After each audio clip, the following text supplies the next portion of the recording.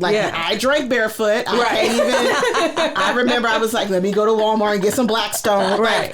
Yes, and then and then one day let's try some. You are introducing this shit. And you're like, well, what the hell was I thinking? Why was I drinking this trash all this time? Yeah. And it's literally a progression. And so wine should be that. Your growth should be. All of those things should be a progression.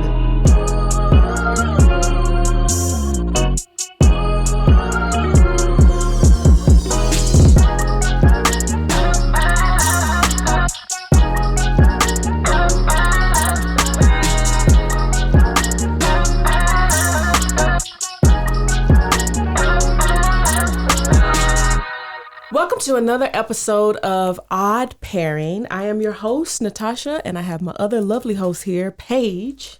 And we are ready to rock because we have a great episode for you guys today. Very excited. I have to hold down my excitement. I have to because I can feel it like bubbling up. I'm going to start talking fast. Been talking about it for weeks. I have. Since we started this episode, I've been waiting on this episode. And you know, to everybody else out there who did an episode before this particular one, I'm so sorry. Oh, stop. No, we love you guys. But yes, I am so super excited about this one. Today we have a guest. We have Cassandra Schaeg. She is the founder and CEO of Sept Wine and Beer. Yeah. Yes. Of downtown Escondido. It's in downtown Escondido, right? Yeah. Okay. So downtown Escondido, she is also the star, and I'm going to say star. Yes. Lead star. The lead star. Shining star. Dazzling throughout this whole thing of Fresh Glass. It's airing on KPBS. Yes. KPBS and PBS. Okay. Oh, yeah. And I have something for you guys. We'll get to talk. Okay. And it airs September the 15th. It's a show highlighting women and Black, Indigenous, and people of color. Come on. Innovators in the food, beverage, and entrepreneurship. Welcome. Amazing. Thank you. Welcome. Yes. Cassandra. Thank you for being here. Yes, thank you so much. Don't make me cry. No, you know what? I might. Just a little bit. I might even get a little bit. She's a little emotional. Yeah, just a tad. I done already got hot. It just started. But we haven't even started drinking. Exactly. Welcome to Odd Pairing. Thank you for having me. This is my first podcast. It is. Oh my gosh. I love when we This pop is the people first cherry. one. Yes, it's your favorite. Odd Pairing is my podcast cherry. Yes. Yay. I love it. Yeah. So welcome to our glorious show, and I hope you have a great time. Yes. We're going to talk to you about some great things that you're doing, and I can't wait to get into them. But first, we always do a cheers in the episode. Mm-hmm. And so we'll do a cheers to a great episode and to your success. Thank you. Yes. Thank you. And tell us a little bit about what we're drinking. Oh. Whose is this? Well, Paige brought it in, and and here's the irony. You're drinking Lafette du Rosé, and that's from Danae Burston. And so he is a brother that has been in the champagne industry for over 20 years. Ooh. He used to work for Louis Vuitton, Moet Hennessy, their brand, and he also helped launch Jay-Z's Ace of Spades. Well, excuse me. Yes. So I had the pleasure of meeting him. He actually, it's funny, the story, during COVID, he reached out in my DMs and was like, let me send you some rosé. And I was like, who are you? Right? Like, I was like, I don't know who this person is. Right. So then I started looking, and then he did like an interview with Carmelo Anthony, and I was like, oh, well. Okay. Maybe I should. Right. Hi. He was like, yeah, you was acting funny. Yeah. And I was like, my bad. Right. Anyway, so he's like, yeah, I'm coming out with this rosé brand. Let me send you bottles. And I was like, no, let me buy some because I want to support. Yeah. So sitting at home during COVID, like we were in the house. Bottles came, Thanksgiving rolls around. I made fried chicken, macaroni and cheese, and collard greens with this rosé. It was like, yeah. Yeah. Yes. And I was like, okay, brother, I need to figure out how to get this. So, yeah. And so ever since, like, his journey has been amazing. And we had like a online tasting during COVID. And he's very charismatic. Like, the ladies love the whole, like, the whole package. The whole thing. Like, he has it down. So he's doing great things. He just got his brand. Chris Paul just invested into Lafette. do rosé. Like Okay. they just announced that. Mm-hmm. And then Constellation Brands is also like a minority partner in his business. So like it's taken off. Wow. And he also awesome. has a Blanc de Blanc, which I'll have to drop off to y'all. But Dene's a cool dude. He's a great guy. Yeah, that's awesome. wonderful. So we was talking before we started recording Mm-hmm. here. We was talking about why his is great with ice, and I wanted you to explain to educate yeah, the you have people. it back from us. Okay. Yeah, because I'm excited about that part. So Dene's, he grew up in the Diddy hip hop era, and they was doing the yachts in Saint Tropez. So, so Saint Tropez, France, is known for rosé. So his rosé is from the Saint Tropez area. Okay. So in France, when you're drinking rosé, it's like water. It's like it's the thing to do. And so you put ice cubes in it. So you put ice cubes in your wine. They're chilling on the beach, drinking rosé, doing their thing. So it's a norm to have really, really cold, chilled wine. So that's why I was like, oh, this wine you could put ice cubes in it. 'Cause Yeah. It's intended to be enjoyed that way. Yeah. And his goal is to make rosé more accessible to women and people of color, because for so long rosé has been like marketed to a different brand, like a different demographic. And he was like, nah, like we being the homies, we be in Saint Tropez partying, drinking rosé. Like so can you. Right. And so here we are. Yeah, that is awesome. That's awesome. Yeah, it is. Yeah. And for him to like think about the experience of it, to add that to it. That's why the ice is there, because it's that experience of what everybody else is doing. Yep. Yeah. When everyone here is like ice and wine. Yeah. Knock it off. Water it down. They're like, nah, that's what we do. Yeah. So that's super dope that happened. So Paige, would you like to talk about the game? Yes. So we're doing our drinking game. We did not tell you that ahead of time. Right. So, stop drinking. Get ready. So it's a word drinking game. So anytime anyone says the word sip. Yeah. We got you. Yeah. We did that. Yeah. You're going to be calling my ass an Uber out here. We all take a sip. Okay. So community drinking game, all of us. So anytime we say We don't want you to drink alone. Yeah. Thank you. Yeah. We don't let people do that. All right. So that is our game today. So let's get into your background in wine and beer. How did you get started? Where did it all go? Like everything. Yeah. So spell it. Yes. Well, I didn't want to say it I know, I was first like- because that wasn't the point of the question yet. Yes. We'll get into that in a minute. I want to know where your background came with wine and beer. So the short version is I have a career in social services and like community capacity building. I work with tribes. I work with homeless teens. I've just always had a career in terms of helping communities in one way or another. Long story short, went to grad school and then got into the corporate world. Ooh. Right? And which, I mean, it's not that I can't handle it. It's just you realize like, you know what? I could probably do this. Or Yeah. if I'm doing this well, then what's the harm in taking a risk and, betting on yourself as an entrepreneur? Yeah. So I quickly figured out like my game plan on what was I going to do while I was in corporate America and how was I going to utilize that opportunity and the money to like for my future. And which most of us do. Yeah. You got to figure it out because I never thought that I was going to be there forever. I knew I wasn't, but I got to do what I got to do. So I moved to Escondido. I bought a condo in 2014 in this town because it was cheap, right? And Affordable. Right. Brand new, right? Yeah. So you get a condo. Okay, cool. Check. And then I'm looking around the town and I'm like, there's nothing to do here. There's nothing to do. Nothing. A lot of potential, but nothing to do. Exactly. So I'm trying to figure it out. And I'm just like, you know what? Let me do some research. Let me see like what could happen here. And I'm like, I grew up in Temecula. Like I'm born in Philly, but grew up in Temecula. So you got the wineries there, but there's wineries sprouting out nearby. Yep. There's not really a wine bar in town. Stone Brewery's here. All right, let me do some research and see what growth looks like. And if it looks well, if it pans out, the data pans out, I'm going to open a wine bar. So I took a year to figure that out. And then once I was like, yep, I'm doing it, I went to the city, I went to the city of Escondido and I was like, look, I want to open a wine bar. And they were like, huh? And I had a business plan. I was like, I've been working on this for a year. And they were just like, oh, okay. Yeah. And so they were like, go for it. And I was like, you sure? They were like, yes. So 16 months later, while I'm still working in corporate. Oh, wow. Yeah, it's a lot. Sip Wine and Beer is born. Yeah, there it is. Cheers.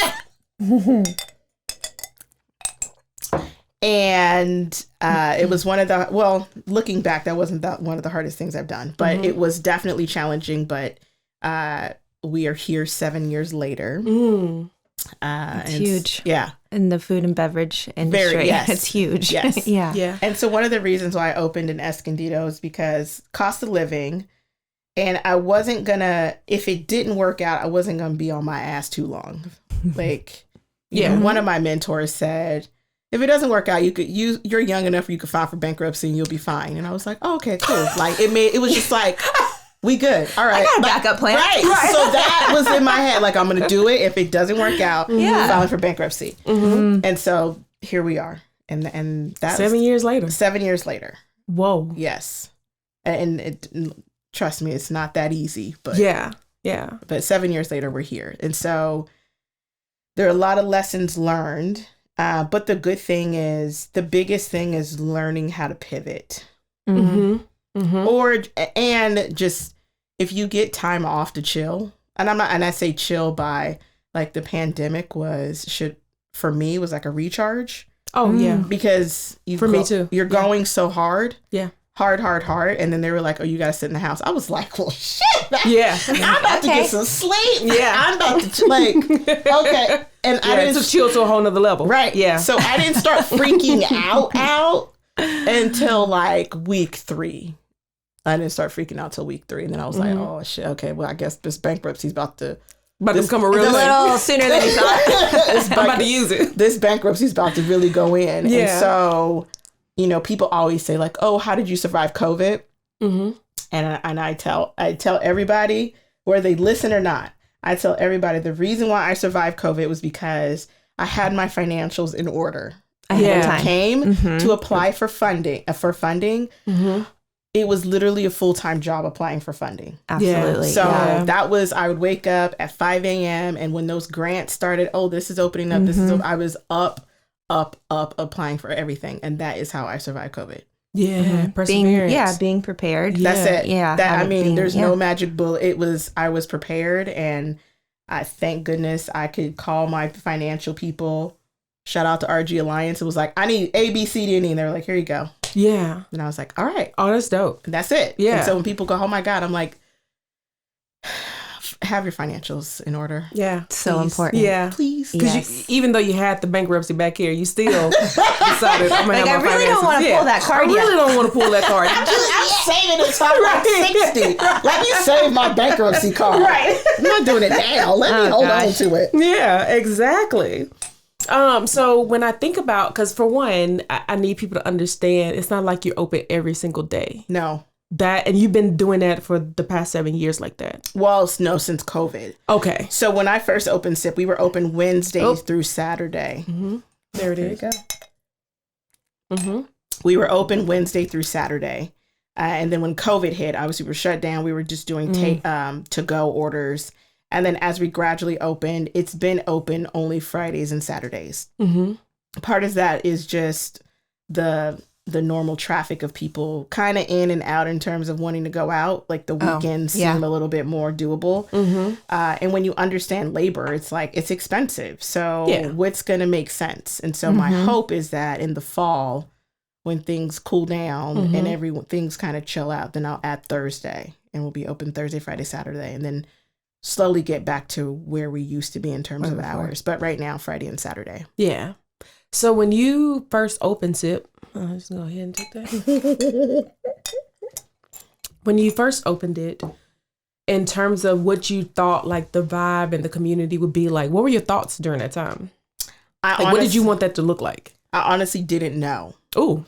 And I wanted it to be a cool spot that had cool music that people could hang out at and just, just have a good time. And so like the 3 C's for me are community, culture, and conversation. But Escondido's a different demographic, and it's definitely changed over the years. So, you know, my demographic is not what you think. You know, yes, I'm trying to get, you know, millennials to drink wine, which they are. But they're growing up. Yeah. But my customer base is older white family, or, you know, white males and females who know about wine and love it. And then you get people who are like, I've always wanted to try wine, and I'm going to go over here. I'm going to come here to try it because it's, you know, it's a little bit more easy and palatable for people. But I wanted it to be a place that was just going to be chill, and it was going to be a place to relax. You were going to have good music. It was going to set the vibe. And I mimicked it off of the type of vibe that I need for myself when I need to chill. So low lights, great music, great food, and good wine, and great people. And that was the start. And so you know, where it started to like make a turn was when people would be like, so do you own this?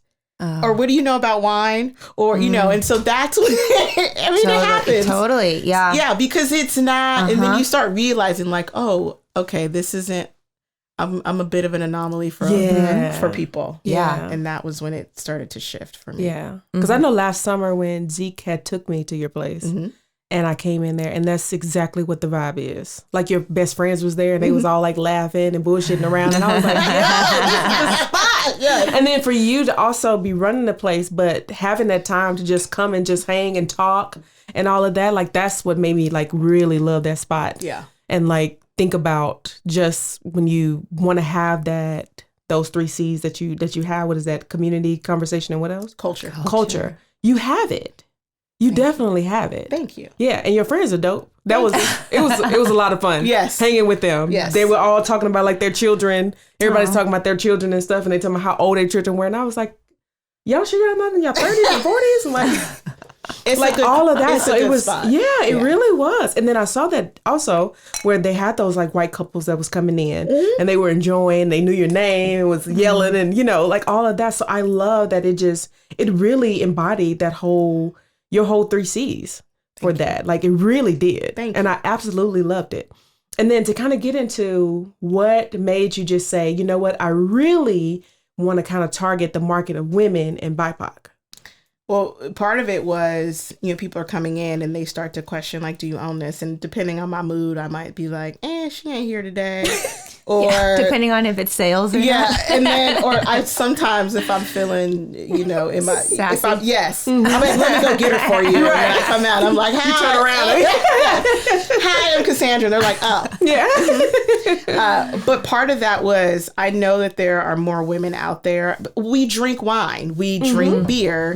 But we are continuously ignored in that realm. And so when you start looking for women winemakers, when you start looking for winemakers that look like me, you, like, you're like, oh, there's 3. And you're like, wait, what? And so it's hard. And so that was what made me want to focus on finding those individuals, because those makers. Yeah. Yeah. Because it's, I mean, hell, it was hard enough for me to open a wine bar. I know it's hard for the people making this product. And so that was the shift for me. Yeah. Yeah. That's definitely a good one.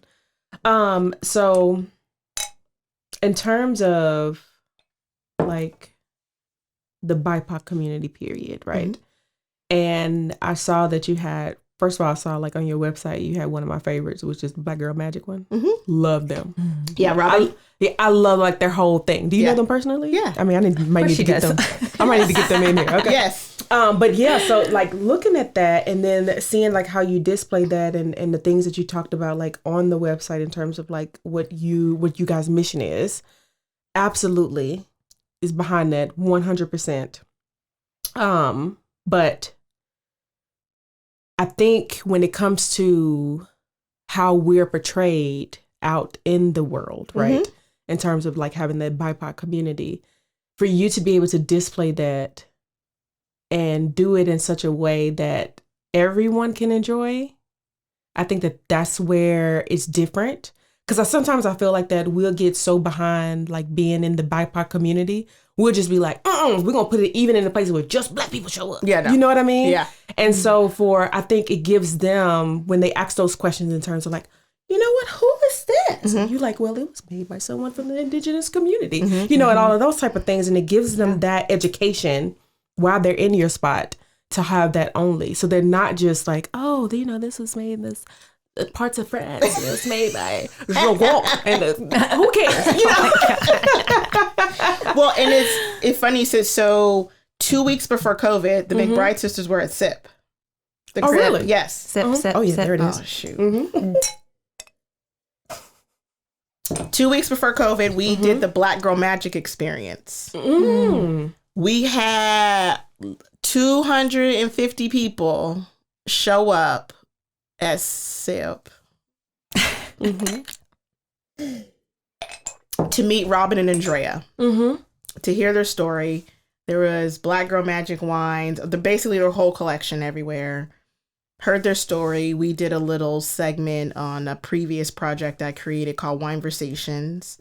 And they were talking about being true to who they are and what they want to produce. Yeah. And one of the things that they talked about was the wine industry has created this segment for Black people that we only drink sweet wine. Yes. Like Moscatos. That's it. That one right there. Yes. Right there. Yes. Irritates me sometimes. Yes. Like, all the time. Our palate is more advanced than that. Yes. I'm an advanced drinker. Yes. Like, why do you think we only want to do Moscato? Right. And then you have other brands out there that play on that. And sure do. Business is business is business. I'm finding it. I get it. But for me and for people like Robin and Andrea, they were like, this isn't who we are. So they could have made a hell of a lot of money selling sweet wine, but it wasn't who they were. And so you're not going to get this sugary sweet wine, but you're going to get fruit forward. You're going to get wines that speak to their character and where they're from. Like Andrea has lived in New Zealand, and so you're going to have a New Zealand Sauv Blanc, which is going to taste a little different. And so that's what they played to. And so that's part of the industry where it was also important because I mean, we all started somewhere drinking in our wine and beer days. We drank Zima. Yeah. Right. We drank Mad Dog. Yeah. We drank all of that, right? We did. Like, I drank barefoot. I remember I was like, let me go to Walmart and get some Blackstone. Right. Yes, and then and then one day let's try some you others, are introducing shit. You're like, well, what the hell was I thinking? Why was I drinking this trash all the time? Yeah. And it's literally a progression. And so wine should be that, your growth should be, all of those things should be a progression. And so I tried to get people to look wider than Moscato. Yeah. And especially like us. And just like we were more than that. And I know that. And so we're trying to do the same with the wine industry. We're telling them like we are more than just the Moscato labels. Yeah. So. Yeah. And that's definitely something that I love that you mentioned that because we've been in that spot of where most people, especially because I am a millennial. So when I look at other millennials that get into the wine and I ask them, oh, you know, I want to bring wine to your home. Like, what do you drink? And they be like, oh, Moscato. And I'm like, God damn it. Not Where do you another think one. that comes from? It's the sweetness of it. And people, because I know for what I've heard, this is only because I always ask people why they do it because now I'm an advanced drinker. I just like to do my own inventory. So I usually ask people and be like, you know, have you ever tried anything else? Or why did you go to that one? Is because it's easier to drink. It's easier to drink. And they feel like, because they are drinking a wine. They are drinking a wine, but it's like, it's that illusion. I'm drinking wine and it's easier for me to drink. And it's cost effective. Yep. Okay. You know, because when you think about wine, you're like, oh, I don't know.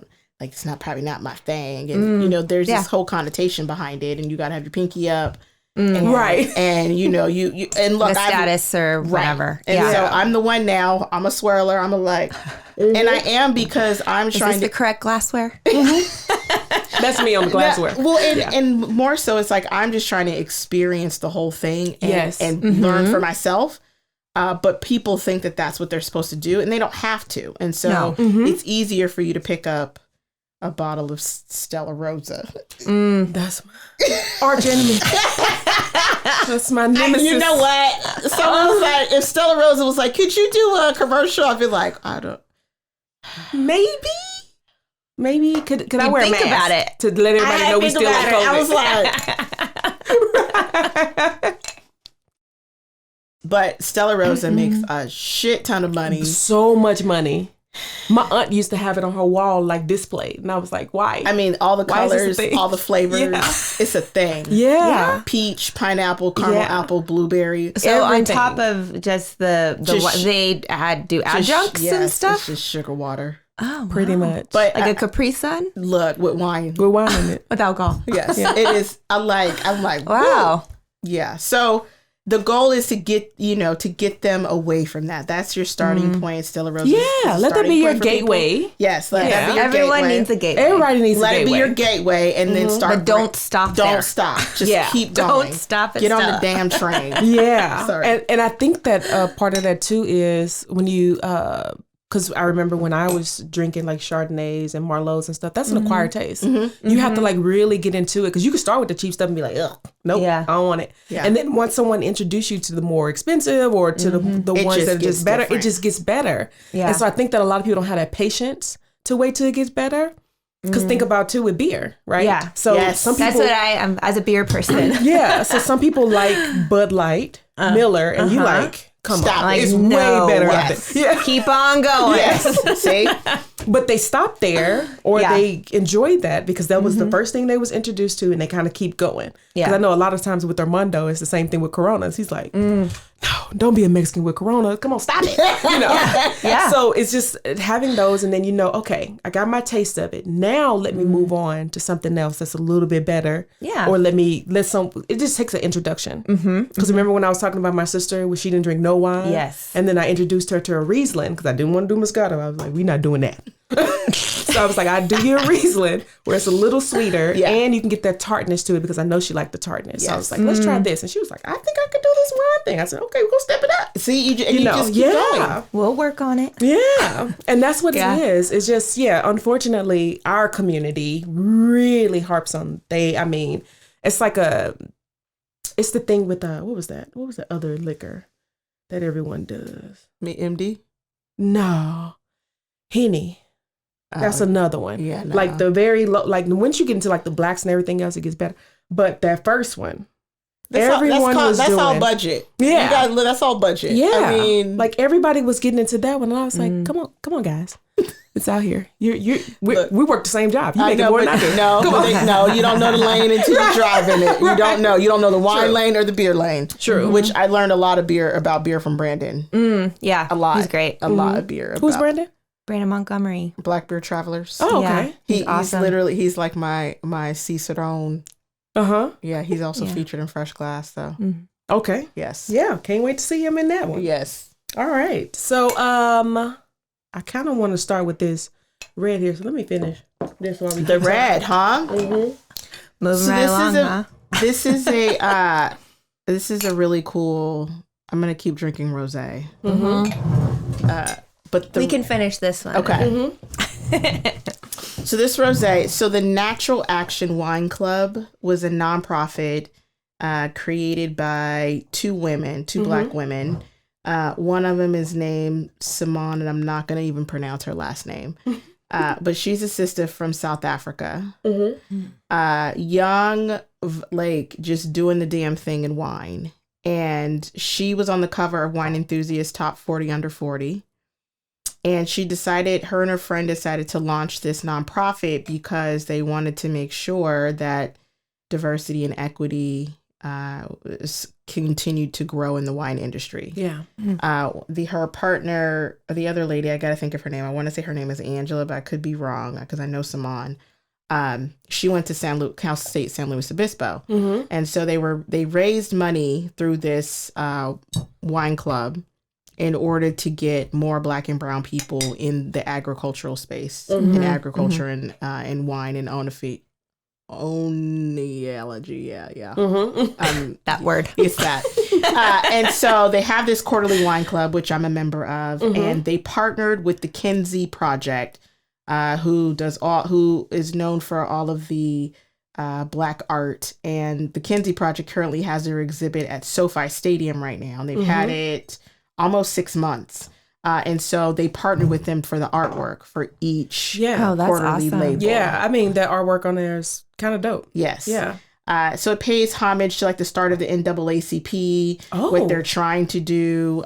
This is one of the art paintings from a sister back during slavery. And I mean, their whole presentation of everything is phenomenal. And so, of course, I support them because the money goes to the proceeds of more Black and brown people and women getting into the industry. So I have a slew of their wine at home. So I bought their Syrah from Santa Maria. Yeah. Yes. Well, let me try a little bit. Yes. Cubes out. Making all this noise. I know, it's clinking. Yeah. Like maybe the whiskey stones right are a little loud. Do you want a little more? Yes. Thank you. Of course.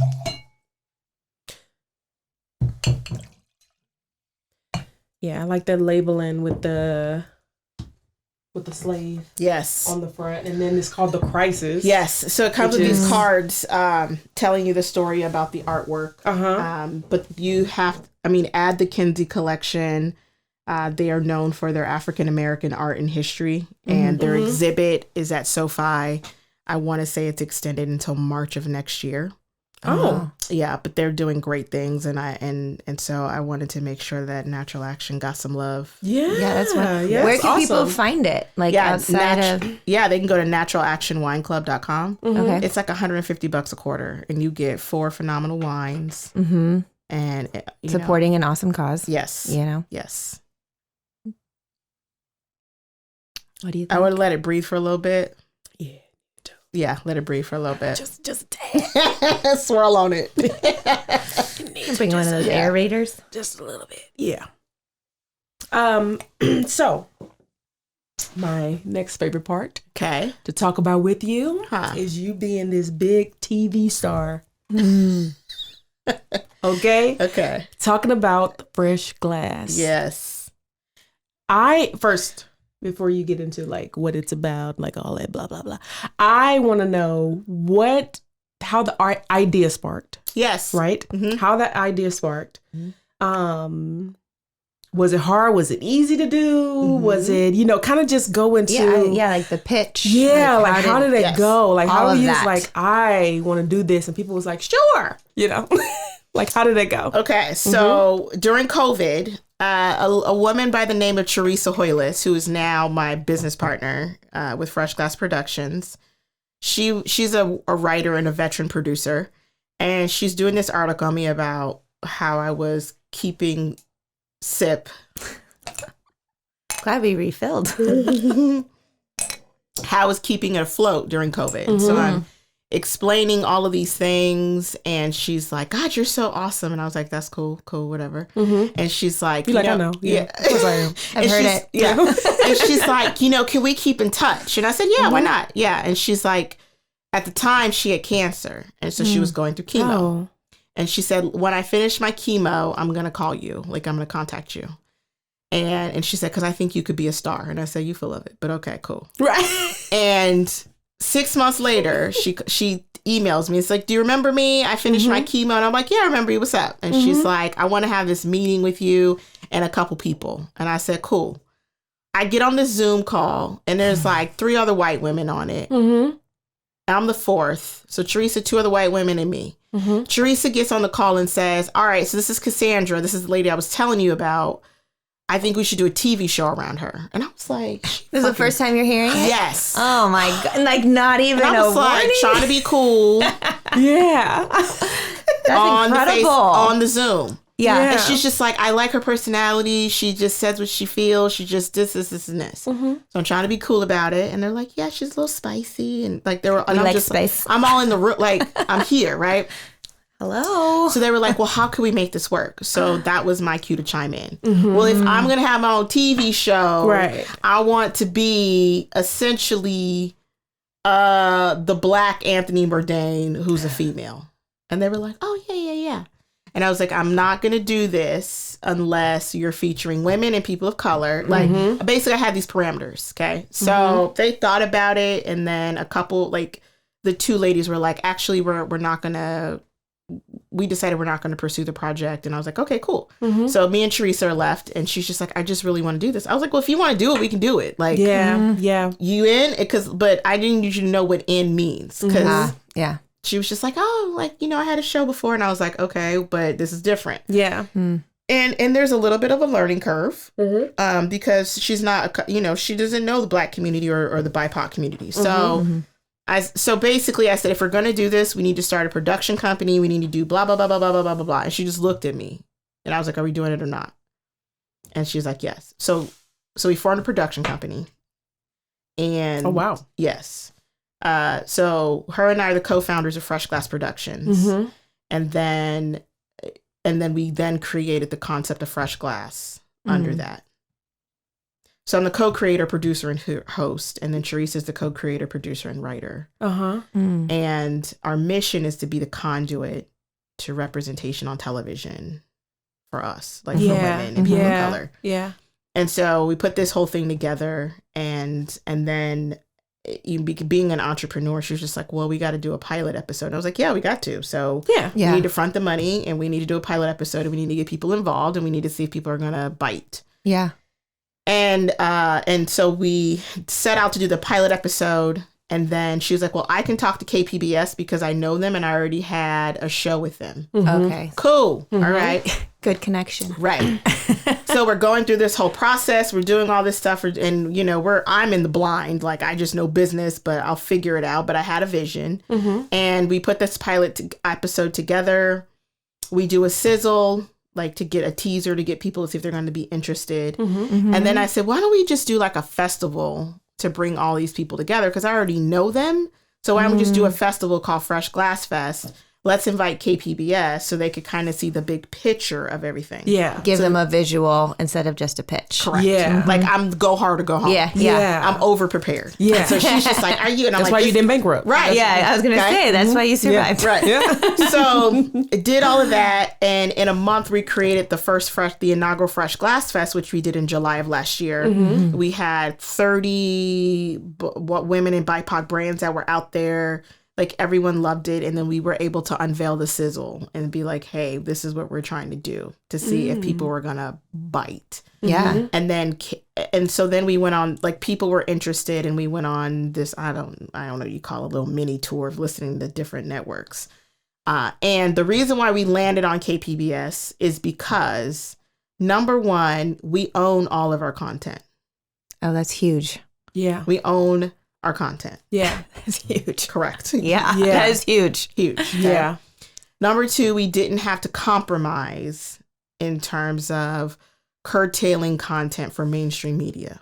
There's a lot of layers to this show. So it's awareness, it's education, it's adventure. You didn't have to sacrifice any of those. No, That's we didn't. Another huge thing. Yeah. And I was on calls with Hollywood agents that were like, oh, well, maybe your show should be like Bar Rescue. Nope. No.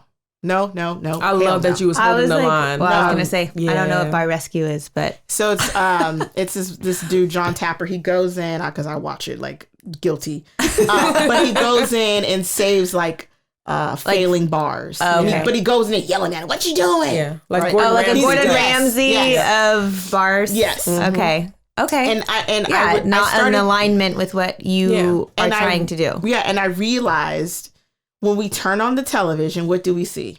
Us looking silly. Us looking crazy. Yeah. And so it was a different thing that was pitched to them about, can we celebrate these people and talk about what they have gone through? Yeah, tell their stories. And how they've created their own rule book in an industry where they're underrepresented. Can we do that? And then make it fun as well. Yeah. But also bring a level of awareness. They were like, Like KPBS was like, when you want to do it? And I was like, done. Awesome. Yeah. So that's the story. And, we're talking about, and it was a bit of a learning curve for Teresa, who is funny because I like cuss her out every day. Get your shit together. Right? But addressing the Black wealth gap. Because we feature the Black winemaker, Denise Clark up at Altipiano in Escondido, who owns her own vineyard. So she owns her land, makes wine on her land, and she's then going to pass it on to her daughter, who also lives on the property. And so in the Black community, that's unheard of. Yeah. And 18, I need you out of here. Right. What time? Right. You going to the military? Yeah. What you going to do? What you doing? What you doing? Yeah. And so now you have you're building generational wealth, which is unheard of in the Black community, or I'm not going to say unheard of, but it's not talked about. So we need to talk about it. Yeah. And we need to talk about it in a way that gets people to think. We need to talk about statistics. Yep. We just need to give people facts. Yep. We need to tell them how they can support. We need to tell them what they can do in order to assist in changing the narrative. Yeah. And then you do what you do with that information. And then with that is the adventure of it too, and the learning of wine or beer. Yeah. So that's super dope. Yeah. Yeah, to be able to do that. And I love that you held the line to be like, listen, these are the things that I'm only going to do. Too old. I mean, I might have tap danced younger. I don't know. I'm just saying I was a little too old. I'm too old to be like, yeah, we'll change all of this. Like the whole message was, if it was hard for me, I know it was hard for them. So can we please let's tell their story. Yeah. Their stories need to be told. Yeah. Like there should be no reason why there's only one woman Native American winemaker in the country. Yeah. There should be no, Yeah. Well, we have one Black brewery owner in all of San Diego County. One. Who is it? Tim Parker. Oh, yes. He's episode 2. Yeah. Yes. Yeah. Oh, by the way, you ready for that? You want you want the exclusive? Yeah, give it to us. Give it to us. Okay. So, Timothy Parker's episode 2. I'm going to show you his episode promo. But this is the thing no one knows, so I'll share it with you guys first. Tim created my fresh glass beer, and he just sent me the label today. Oh my God. That is amazing. That's awesome. So I was like, Tim, I want a honey lavender light beer. Yeah. A lavender bee. That is adorable. I was like, I need to send it to Beyonce. Yeah. I know. Like, I need to send play it on the beehive, right? right? I need to send it to Bay. Right. So yes. San Diego beer lovers, come join us on the Pioneer Beer Trail, a free, narrated tour of 4 of Vista's iconic craft brewers, all from the convenience of your phone. Simply download the free show at vistamadetours.com or find Vista Made Tours on your favorite podcast provider, like Spotify or iTunes. Then fire up the show and you'll hear fascinating backstories, beer favorites, and food recommendations from the brewers themselves as you travel from spot to spot. It's free, fun, and the easiest way to learn about some of Vista's originals, including Booze Brothers, Belching Beaver 980, Aztec, and 5 Suits. So come travel the Pioneer Beer Trail at vistamadetours.com or from wherever you find your podcasts. We want to invite you to listen to the Same Business, Different Day podcast, where we sit down with business owners, entrepreneurs, and great minds to talk about their stories and how they got to be as successful as they are today. If you're a business owner, this is the show for you. You get the tips and tricks from people just like yourself. If you're an aspiring entrepreneur, this is the show for you. You get to hear from some of the best storytellers about their journeys. If you're an avid podcast listener, this is the show for you. We release every Tuesday morning on YouTube, Spotify, Apple Podcasts, and wherever you listen to podcasts. Subscribe to Same Business, Different Day. We make this show just for you. I mean, that's essentially the story. Tim Parker. Yeah. Like, phenomenal on so many levels. I'm not even going to tell you the irony of this story. We'll save that for another day. But Navy search and rescue swimmer. I was like, Black folks don't know how to swim. He was like, yeah, I didn't know that when I was growing up, right? So, like, it's like, these are the things that I was grown up in. It's obviously different for you. You were a Navy search and rescue swimmer. You knew to become an entrepreneur way before you got out, you know, like, instead of just riding the wave. Like, killing it. And so those are the stories that people need to see. Well, and talking about legacy too, that's part of his journey, is to create a business that he can pass on to his sons, like going into that, you know. It's a beautiful story and it needs to be told. Yeah. So we're featuring, so episode 2 is Timothy Parker, and then Donnie Edwards, who's the ex-NFL player. He played, he played for the Chargers and Kansas City. Him. Okay.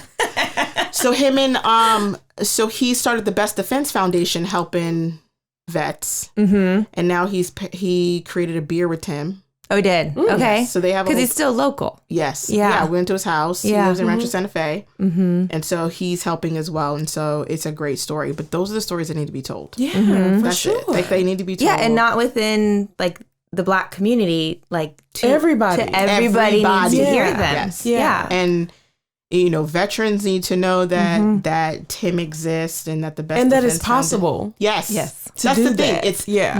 evidence that if I've done it, Yeah. and Tim's done it, and Denise has done it, and Tara's then it's Danae has done it, Natural Action Wine has done it. So you need to know because there's someone out there who's saying, I don't know if I can do it. Most definitely. Yeah, second guessing themselves. Yeah. But if they try to find say- inspiration in one of your stories, then you've succeeded. good. You know? Yeah. I'm good. Exactly. Yeah. Yeah. That, I mean, I love that because we're in this day and age now where we're trying to put out more of our work, especially just women, period. Because for some reason, the government decided that they wanted to put us back just for a tad. I'm like, what is happening here? Well, and the and other now I'm just like, we need to step it back up. Yes. And Like the for other some thing reason is- we lacked somewhere, somehow. We just sat down and they took over. Now everybody's waking up like, wait, I woke up and now I can't do birth control anymore? Well, you don't know. You know what though? It's one of those things where it doesn't affect you Until it does. Until it affects you. There you go. That's Yeah. it.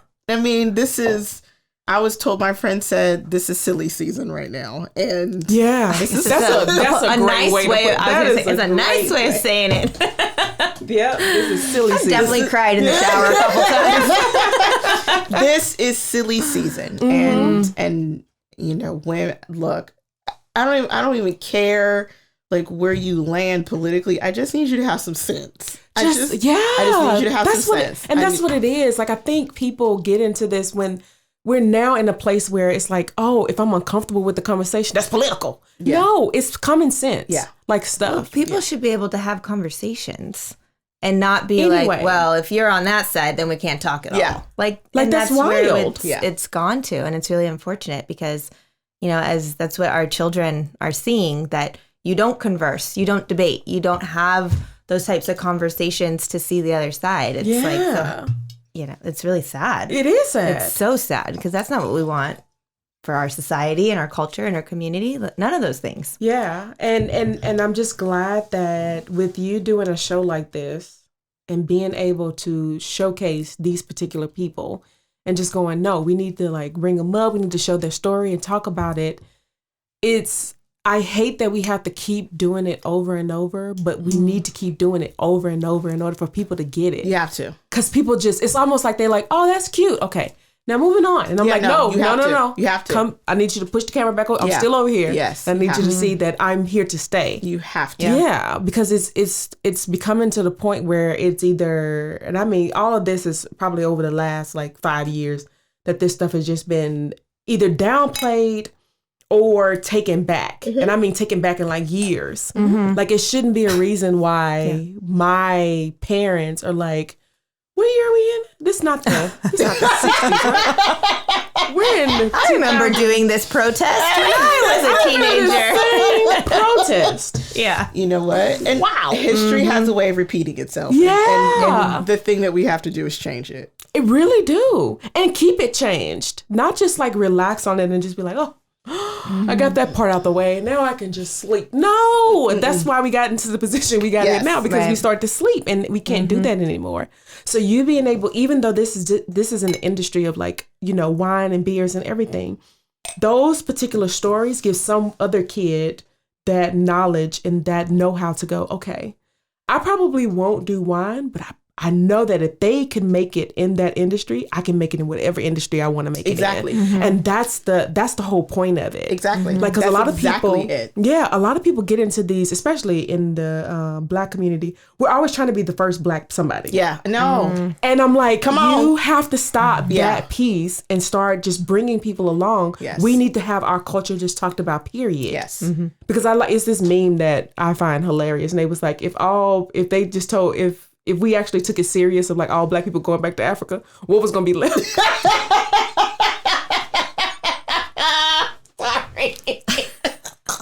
They was like, what was gonna be left? They was like, it's gonna be no hip hop music, there's no swag, no nothing. And that's the part.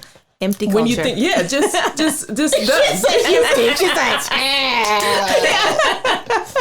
yeah, you find people, other cultures moving. What, they went to Africa? What part? Yeah, they in. I'm going over there too. Yeah. How do you get there? Because obviously it's dry over here. How do you get there? Y'all don't have no seasoning in y'all food or nothing. sorry. Just nothing. Y'all don't have no seasoning. Nothing. Okay. And you know what? And I am getting tired of hearing the first Black woman elected to Supreme Court. Like, what? I'm over it. I'm over it. I'm done. I love it. Yes. That we're moving in these directions, but what is taking so long? Right. Why I'm is done. this taking so... Like, all of that should have happened in my parents' age. Like, Correct. when they I'm were done. younger, back in the 60s and 70s, they should have the first black.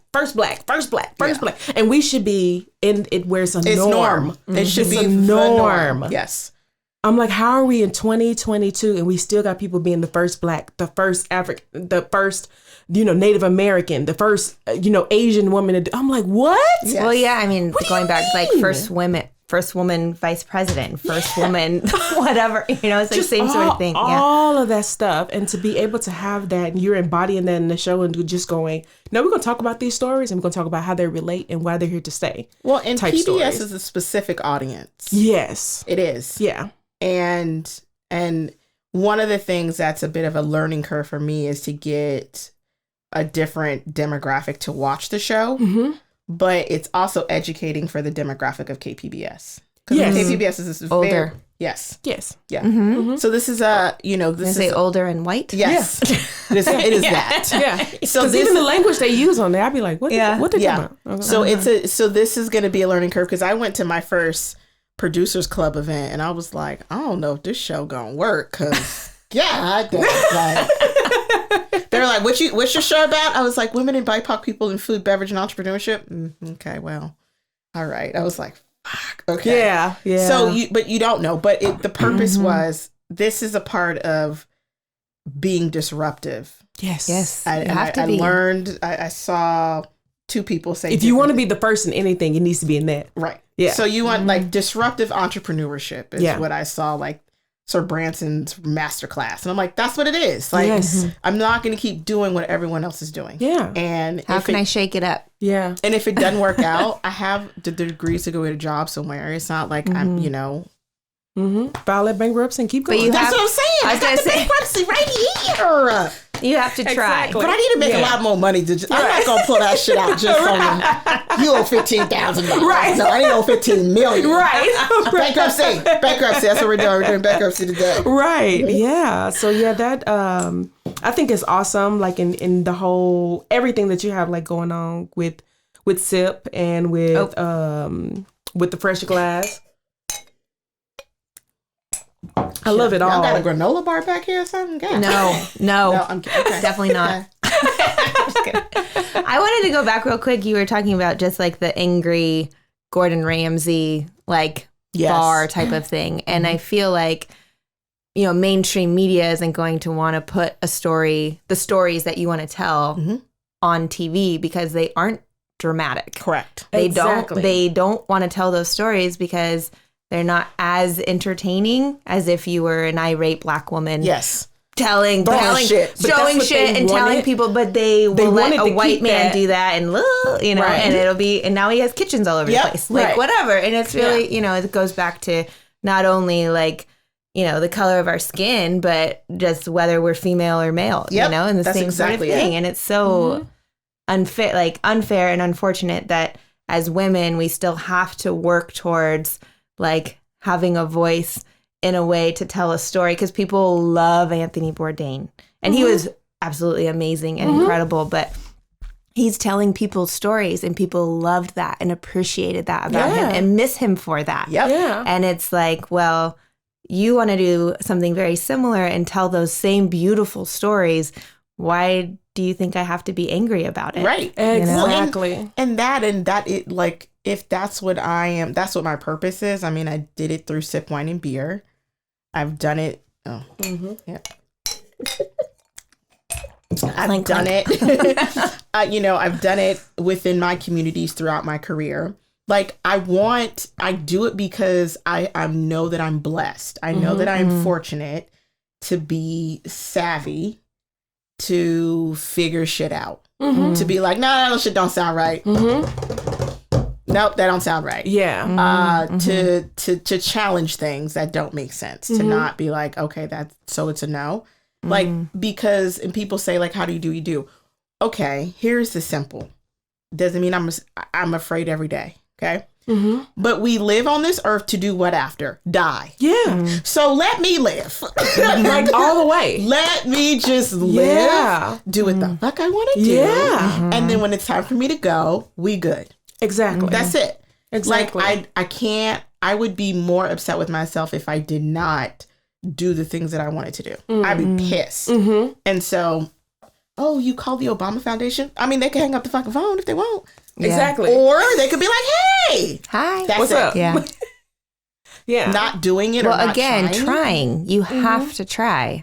Because if you don't try, then nothing is going to change. Yeah. And we are going to stay in the status quo because we have to have people moving us forward. Yeah. And trying new things and pushing boundaries and forcing change to actually happen. And that's what I like about Gen Z versus millennials. Like millennials, we talk about it. We get angry and pound our fists about it. But it's still that because we learned from the boomers to like hold, like almost like talk about it, but don't ruff too many feathers. Don't give it too much, you know. And then because I know that for myself, I have to be honest. If they would have told me like, oh, could you change a little? I was like, I guess. Because I'm getting it on TV, so I can change it a little. Well, because Can I still cuss though and yell? Okay, I can change that. But look at someone like when you look at like music, Chance the Rapper. Yeah. He's indie. He's independent. He does his own thing. Okay. We are moving. I know nothing like about television. I have a ton of friends in the industry, but you don't want to be the cookie cutter person. You just don't want to do it. So, okay, if I've already opened up a business in terms of entrepreneurship, I'm pretty sure I could figure this out. I'll figure it out. That's just it. You will figure the shit out. Yeah. So if we've been able to create this bomb ass season with the people who believed in us, it was a hard ass task raising $200,000. Hard as fuck. Hardest thing I've ever done. Okay. Like getting people to buy in to the show. But then you see it and it all makes sense. And I believe in it. My director believes in it. Teresa, like everyone believes in it. The people who've seen it believe in it. So the only thing I can do at this point is give you all of me in that and then let the rest go there. Yeah. But I did it. Yeah. I said I was going to do it. Yeah. I was going to do it right. Yeah. It was going to look right. We weren't going to be looking crazy on television. And my mama ain't beating my ass for this. And we're good. And that's it. And then I can go, like, whatever happens after that, we'll see.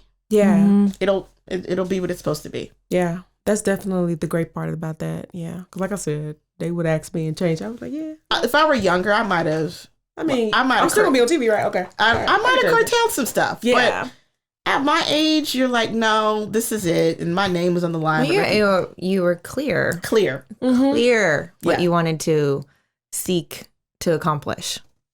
Yeah.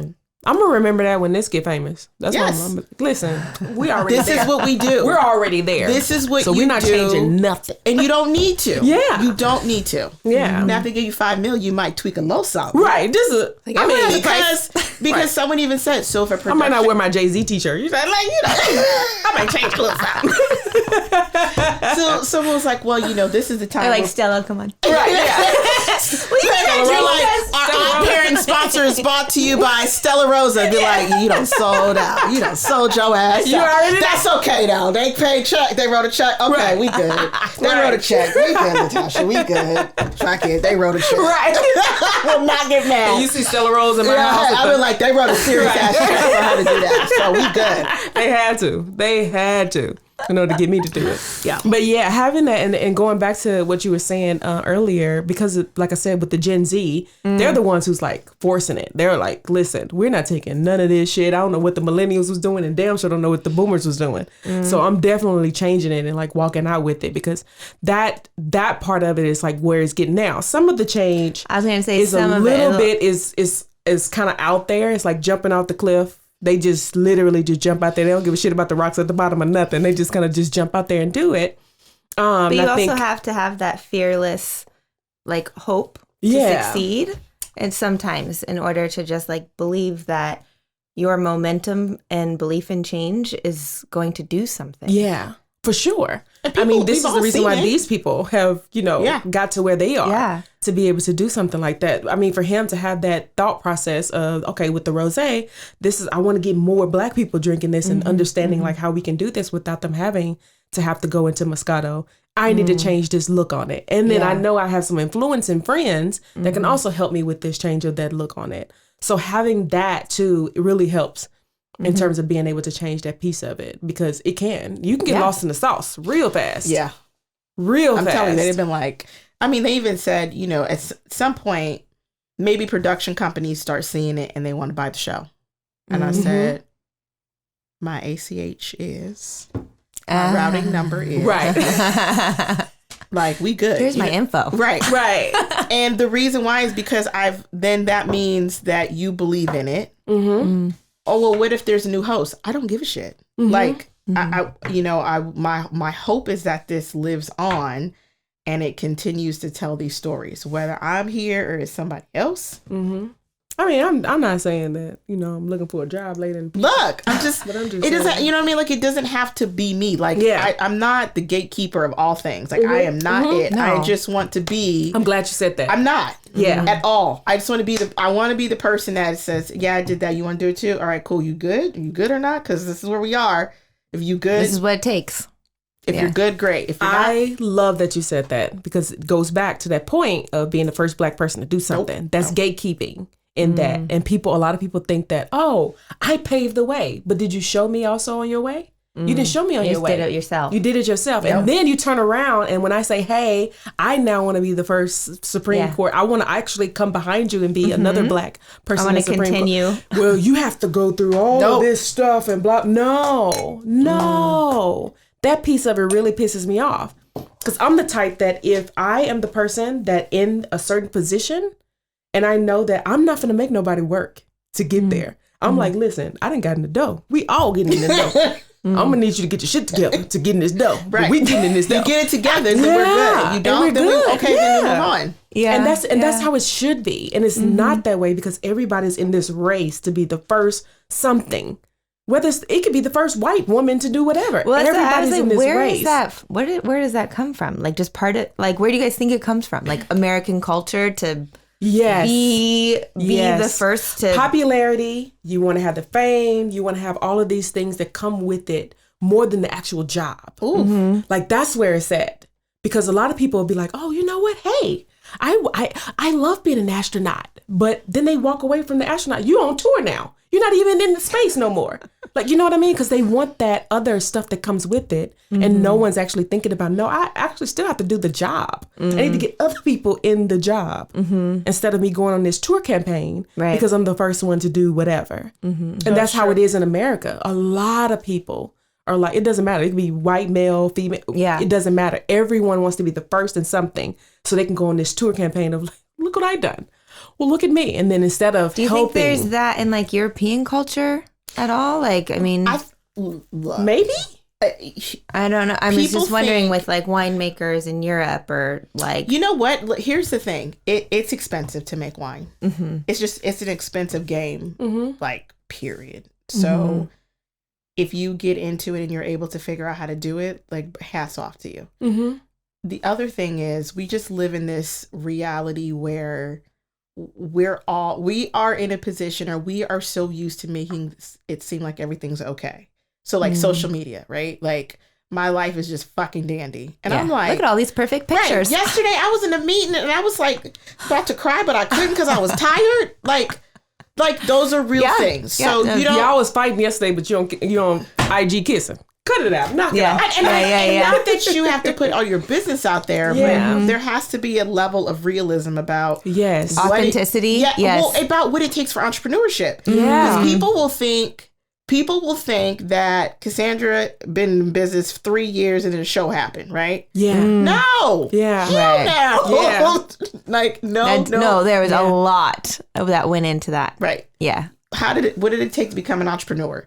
You know how many people come in to talk to me and be like, oh, how much did it cost to start your business? And I'm like, well, it cost this, but now with inflation, you're right. You're looking at probably double.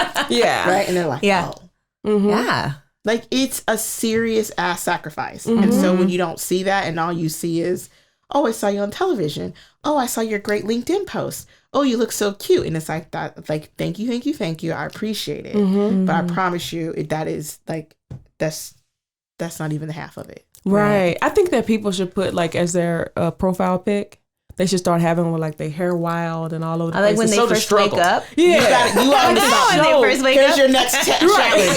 Post a picture of what you look like in the morning. Yeah. And then what you look like after you're all done up. Like that is the thing. Mm-hmm. And that's what people do not see. They do not see it at all. So I don't know what the solution is to that, but when I have the opportunity to be in forums like this to talk about it, it's like you have to help other people. And I can't help everybody. Mm-hmm. Yeah. No. People email me all the time. I'm thinking about opening a wine bar in Kansas. Okay, well, I'm gonna need you to research Kansas alcohol laws because I don't know what the hell they doing. Right. But I get, and I'll give people the guidance. Like you might look at the demographics, look at the growth in your city, look at the city plan. Is there going to be growth in your area? If it's not, it might not be a good idea. If it's a city that's growing, keep looking forward, Yeah. Like I'm not going to say no in that respect.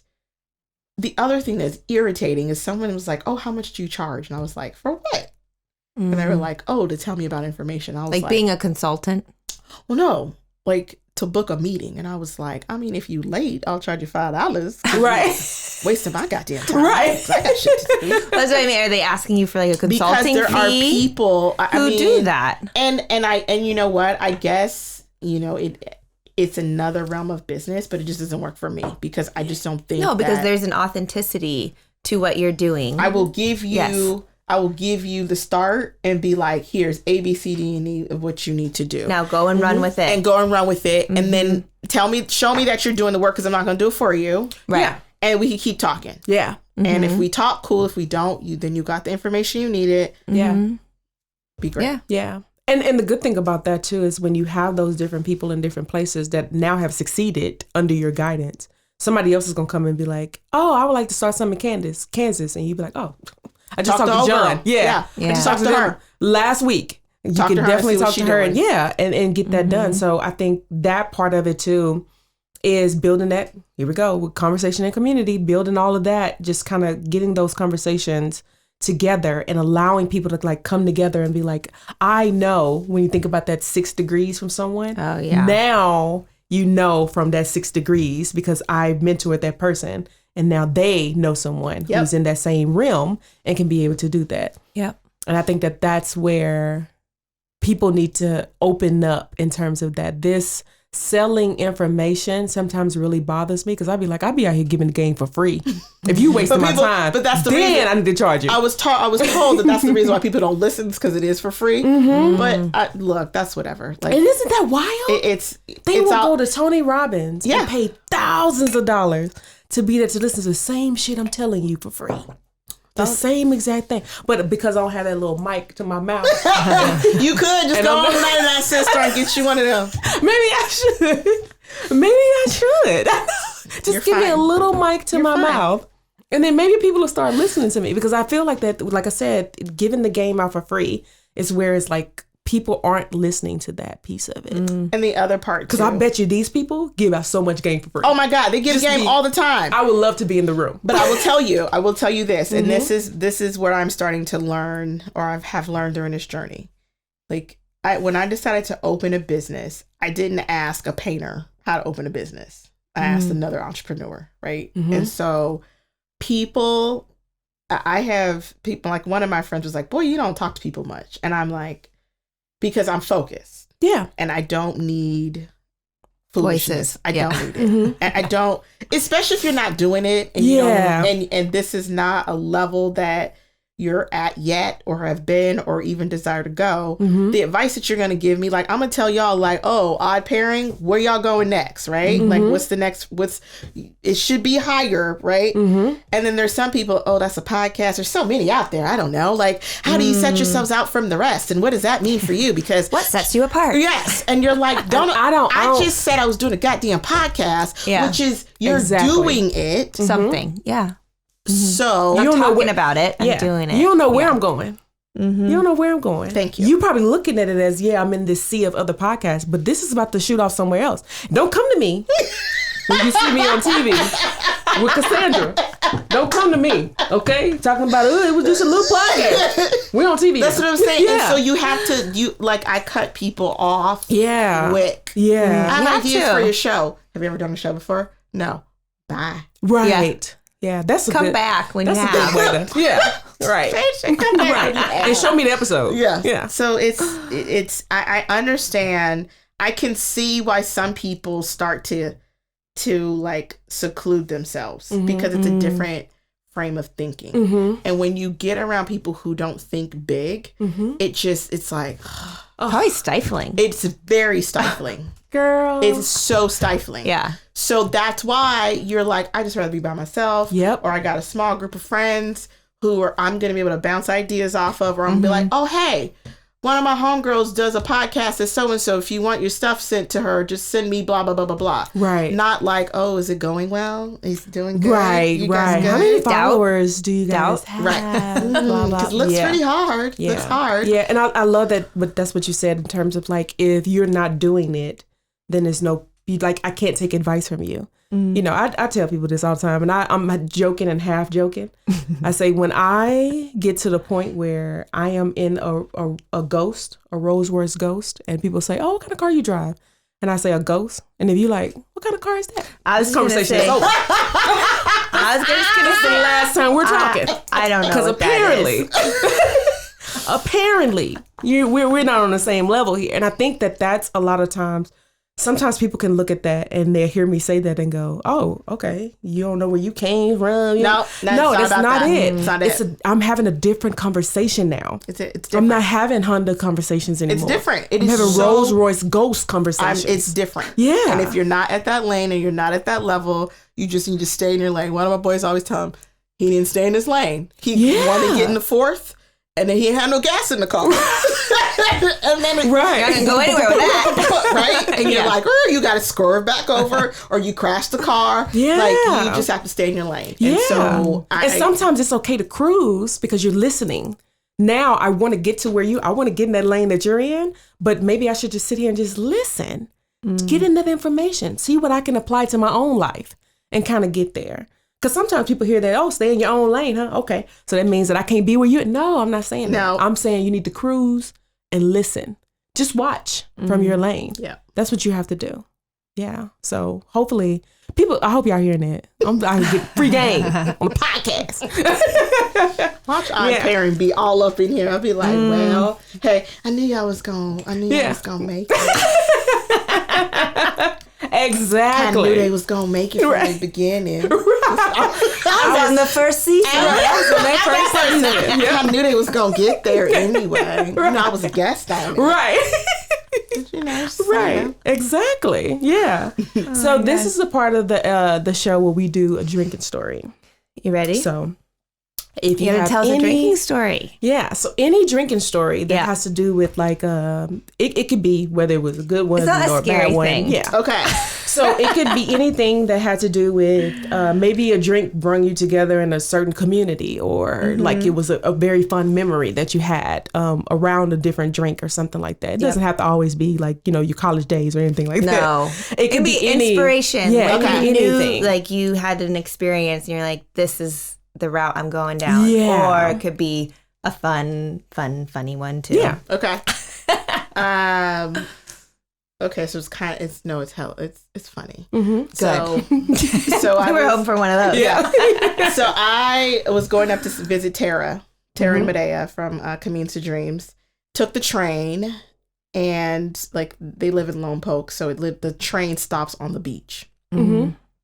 So they pick me up and they're like, we're going to go back to the house. And they immediately just start popping bottles, right? Like we are bubbly. I'm loving this house already. And like they bring out this spread and I'm just like, I'm on vacation for 4 days. And they were like, yo, we're going wine tasting. We're doing all this stuff.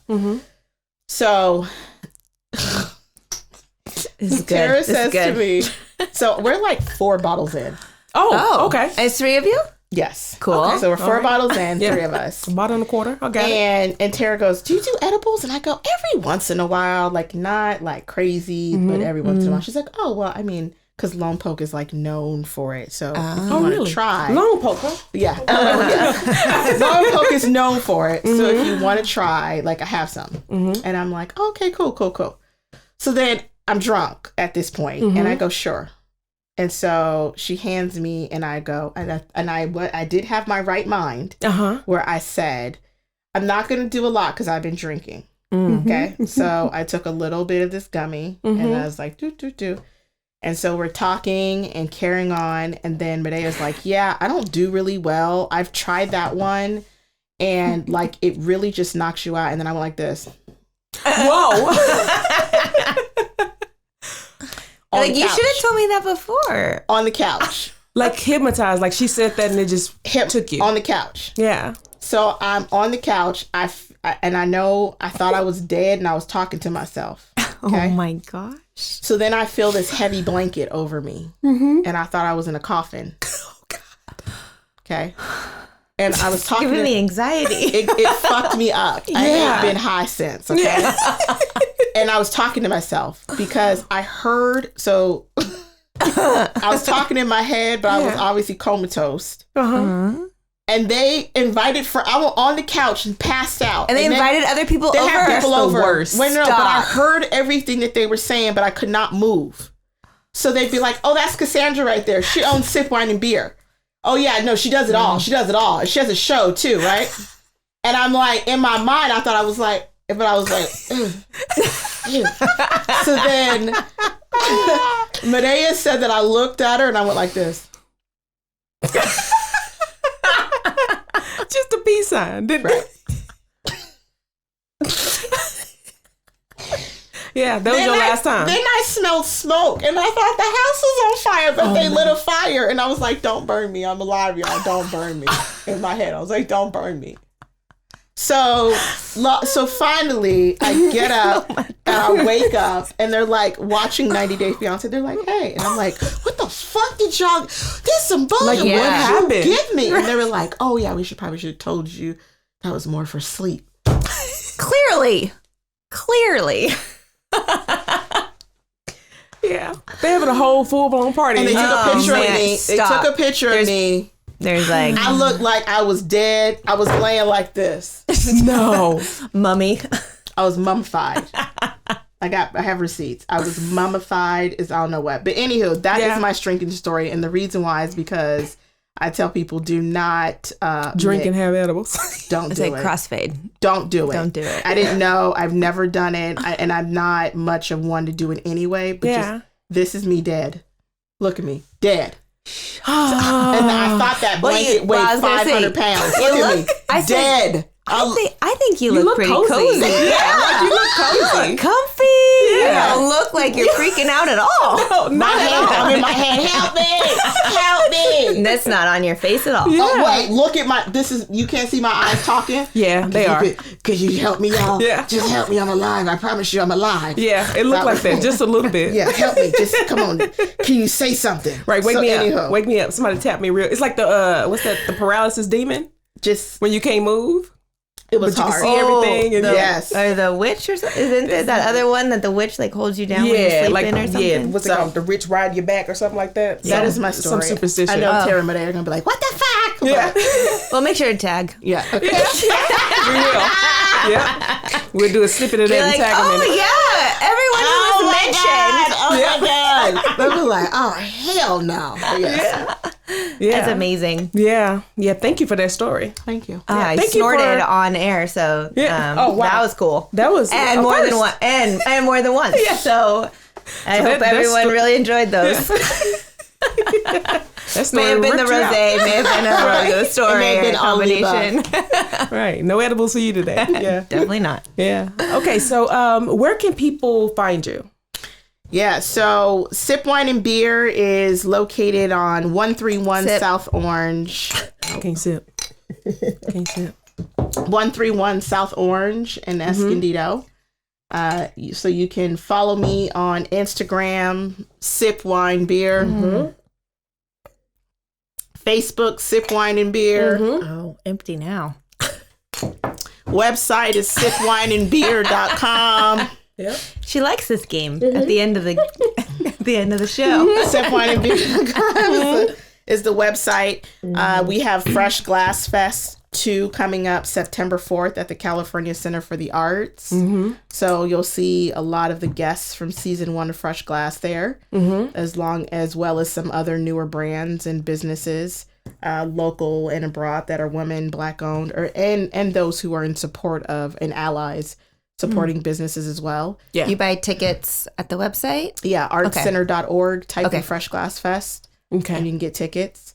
And then September 15th is the debut of Fresh Glass. Big day. So I'm Yes. learning, well, one of the things is, and I'm guilty of it too, like I don't watch a lot of television. Like I'm a streamer. Me too. Yeah. So I've been telling people to just download the PBS video app. Yeah. Oh. Because that's what I did. Yeah. Okay. Yeah. Download Because I'm the- a streamer. I did the same thing. Download- I have P- kids PBS. That's probably different. Yes, than- it's different. It's very different. I mean, it's very, get this video app right here. Oh, okay. Got And it. then when you type in Fresh Glass, you'll see a picture of someone that looks very familiar. And Okay. then you will I'll recognize the you person. will recognize them as your guest on okay. Pairing, and then add it to your list so you can get Okay. updates on new episodes. And then I think it is public, but we just haven't like announced it. But we go national in January.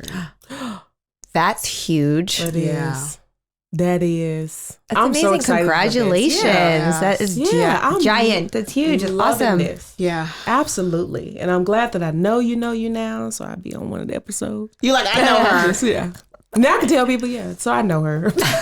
She was on All Parents. Right. Say, She's on it's there. Shag. Like a haircut. Yeah. Yeah. Yeah, yes, I know her. Yeah. I know her. She was on there, I mean, I rub elbows with a few people, You know how it goes. We drink But some yeah. wine. Right. But thank you. Yeah. Thank you thank so you for much coming for in. being here. No, this is fun. Like I said, you're my first podcast, so I'm glad that we got to yes. hop that podcast So do chair. the deed. Yeah. Y'all set the got bar you. high now. Yeah. Y'all set it. Look out, everybody out there. No, Look we out. set it high. Yeah. But thank you so much. Thank you. And this is Odd Pairing. Signing off. Thanks for listening and watching Odd Pairing. So please subscribe, like, rate. And comment with your favorite drinking stories and curiosities about adult beverages. Yeah. Cheers. I'm going to happy hour. Who's driving? Walk.